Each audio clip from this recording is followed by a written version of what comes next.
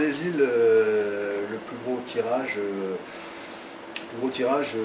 on a pas mal des petits bouquins jeunesse qui sont très bien vendus, un petit livre sur la perle qu'on a vendu à l'époque où Martin Coeroli dirigeait le GIE Perle Médiatique, qui depuis a été dissous, me semble-t-il, et qui avait un vrai besoin de promotion. Donc c'est un livre qu'on a fait en plusieurs langues et qu'on a tiré plusieurs dizaines de milliers d'exemplaires, peut-être 30-40 000 exemplaires, peut-être un peu plus même.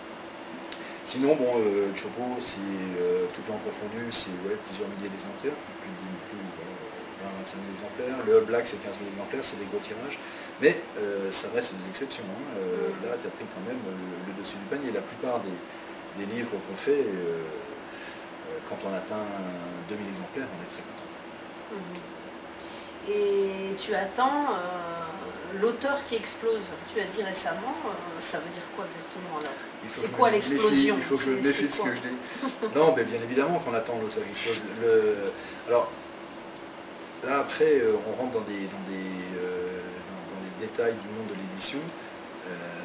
Un beau livre, par exemple, ou un livre comme ma collection Culture océanienne, avec nos ouvrages de référence universitaires, Tahiti Maui de Bruno, Lieu de culturel de Bernard Rigaud, Tahiti 1768 de Tcherkizov, qui sont des livres avec un potentiel limité, mais par contre qu'on est sûr de remplir, c'est-à-dire qu'on tire 2000, on en vend 2000. On n'en vendra jamais beaucoup plus. Par contre, les romans, là, la porte est ouverte à tous les fantasmes. Là, vous arrivez à vous en sortir parce que vous savez, avec un fond, un catalogue cohérent, vous savez que vous avez 1000, 2000, 500, c'est ça. C'est un équilibre. Malheureusement, les chiffres prouvent qu'on ne s'en sort pas si bien que ça. On s'en sort parce qu'on met beaucoup d'énergie là-dedans. On a une ou deux banques qui nous soutiennent dans notre travail. En France, l'ensemble du marché des livres, y compris les grosses structures qui appartiennent tous à des financiers, s'en sortent parce que le livre est soutenu par la puissance publique. C'est pas le cas. C'est pas le cas d'Haïti. Je connais bien l'exemple de la Calédonie, puisqu'on est aujourd'hui le plus gros éditeur en Calédonie. Ils font un salon du livre tous les 2 ans, c'est un budget de 11 millions. Point. C'est le pays qui donne 11 millions à la bibliothèque Bernheim pour organiser son salon. C'est facile, hein. Nous, moi on peut parler du budget. Le budget qu'on a pour le salon du livre, c'est bon an mal an, émanant du ministère de la Culture, on va dire entre 1,5 million et 2 millions. Ça ne suffit pas pour faire un salon où il faut faire venir les auteurs, ça coûte très cher. Donc, mais bon, ça c'est le salon. C'est encore autre chose, c'est dans le domaine associatif. Si on parle d'entreprise, en France, toutes les entreprises sont aidées du monde de l'édition. Mais parce qu'on considère que c'est intéressant pour un pays que d'avoir une industrie du livre, donc tout ce que ça représente dans le côté culturel du bien culturel, qui soit sain. Donc il faudrait faire un peu ce qui s'est mis en place pour l'audiovisuel. Par exemple, alors là je veux dire que la PAC c'est quelque chose d'intéressant parce que je constate, mais là il n'y a pas d'aigreur dans mon propos, je constate que d'un seul coup on a décidé, non absolument pas d'aigreur, vraiment pas, mais c'est un constat.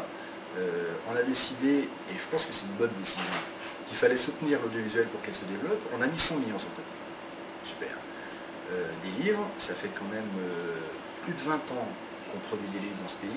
On n'a jamais eu 100 millions, même tout confondu sur toute l'année, on n'est même pas arrivé au 10e, sur toute l'expérience. Donc voilà, là je trouve qu'il y a un petit peu un paradoxe. Bon, maintenant il y a eu cette décision, moi je la trouve très bien. Je ne connais pas les solutions non plus. Je ne dis pas qu'il faut, parce qu'on a une bonne édition, qu'on soit subventionné. Je le pense, je ne sais pas comment. Encore une fois, moi je constate. Et là on dépasse le cadre strictement économique de la chose. En Calédonie, la culture, elle apparaît au préambule des accords de Matignon. D'accord ? Il y a une vraie volonté des gouvernants, quels qu'ils soient. Le ministre de la Culture, ça a été Dédé Gorodé pendant longtemps, qui était côté cortiste, mais ça a été d'autres ministres plutôt côté APCR. Globalement, le pays, la Calédonie, soutient le livre. Ils viennent de faire une maison du livre en Calédonie, c'est un budget de 48 millions par an, ce sont des fonds du pays. Ils font un salon du livre, ce sont des fonds du pays. Là-bas, en Calédonie, quand tu es auteur, tu fais un livre, tu as une aide, systématiquement. Donc il y a une volonté de soutenir le livre. Et c'est pas juste pour se faire plaisir et se dire voilà, on a fait des livres en quelques mois. C'est simplement parce que le livre, c'est bien évidemment un instrument de cohésion sociale, un instrument de développement individuel.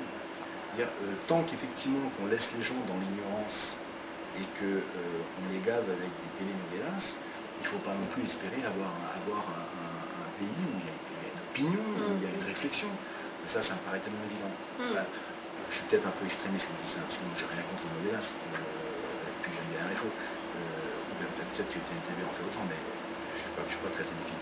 Mais le jour où on aura compris que il faut absolument que le livre, et c'est du reste là, j'aimerais bien, on a fait avec l'association quelques salons dans les districts. On fait un salon à Montréal, on fait un à Bois, on fait un à Léater, on fait un à Travo, un à Papara chez Bruno qui a fait de vous à moi il n'y a pas longtemps avec vous. Bruno qui a compris le livre, l'intérêt du livre. Parce que lui il aime ça. Parce qu'il aime ça, mais d'un autre côté, c'est un truc que j'arrive pas à comprendre. Il n'y a pas d'interlocuteur actuellement. Est-ce qu'il y a quand même quelqu'un sur qui s'appuyer, quelqu'un ou un ministère ou quelque chose sur qui s'appuyer? Non. Là, le constat il est compliqué. Il y a une énorme défaillance en lecture publique. Là, je ne parle pas d'édition, je parle de lecture publique. C'est pas normal que dans ce pays, il n'y ait qu'une bibliothèque qui soit digne de ce nom, c'est celle de la Maison de la Culture. C'est pas normal. À l'université, il y a une très belle bibliothèque. On devrait avoir, en Calédonie, il y a une structure de lecture publique qui est hyper développée. Il y a plusieurs médiathèques, il y a des points livres dans les tribus. Dans la chaîne, les tribus, c'est des cases, il y a des points livres qui sont changés tous les mois. 30 livres qui sont changés tous les mois. C'est-à-dire tout le monde a accès aux livres. Et du reste, le livre, c'est surtout pas un outil d'exclusion sociale.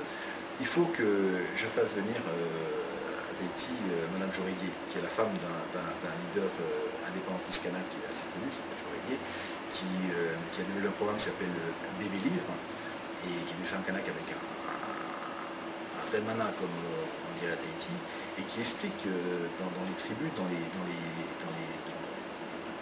districts, qu'il faut lire. Il faut que les mamans prennent le livre comme outil de développement pour leurs enfants. Et du reste, c'est quelque chose que moi j'arrive pas à comprendre, que les mères aujourd'hui, même 2010, aient un frein à mettre en place des bibliothèques dans leur mairie.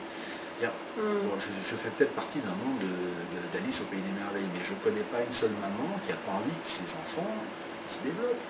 Enfin, j'imagine. Donc voilà, il faut. Et là, c'est de la lecture publique, c'est pas trop le fait ni de l'association des éditeurs, ni des éditeurs. Mais c'est vrai que la lecture publique, c'est quelque chose qui, à mon avis, est un instrument, de développement personnel, donc de cohésion sociale, donc d'émancipation civique.